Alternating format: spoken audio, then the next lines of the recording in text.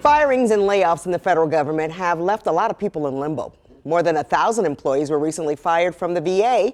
The agency saying it's meant to redirect millions of dollars to health care, services, and more for beneficiaries. But veterans are still wondering what that means for them and their benefits. WMER2 News' Raven Payne spoke with a local veteran and an attorney specializing in benefit claims. So, Raven, what are they saying? I can't imagine that they're not worried. Well, Kelly, thankfully, both of them think it's very unlikely benefits will be cut. They say one thing both sides of the aisle seem to agree on is how important service members are. But there are still many questions lingering. To Air Force veteran Jeromie Williams, his benefits are incredibly important. It supports my entire livelihood. I am living off my benefits. It allows me to go to school.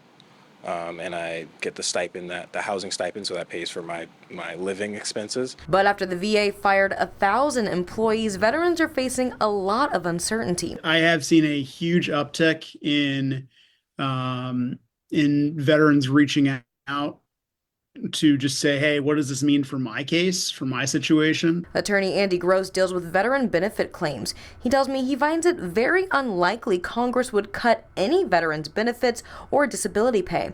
VA Secretary Doug Collins posting a video on X assuring veterans their benefits won't be touched.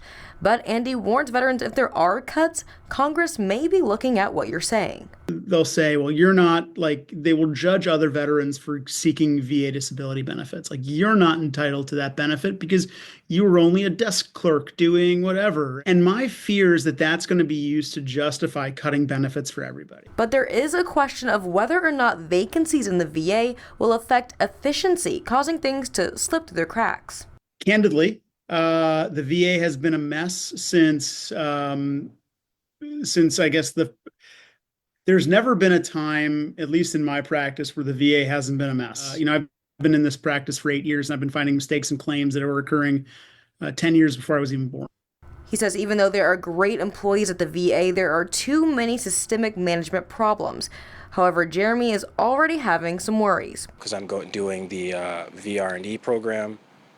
Can't remember right now, but I am doing that, so that gives me a case manager, and I am worried. I have not heard anything from her, but I am worried if for next semester when I want to apply, if she isn't there or if she has too much on their workload because there's other veterans that she has. He tells me if troubles do arise, it would devastate him. It definitely feels like kind of a betrayal. You sign up, you put your life on the line, and then when you get out, you're told that you have these certain benefits that are afforded to you. That will, again, continue the improvement of your life even after service. And to have that removed, it's almost unthinkable. It's almost like a nightmare. So I just couldn't imagine that.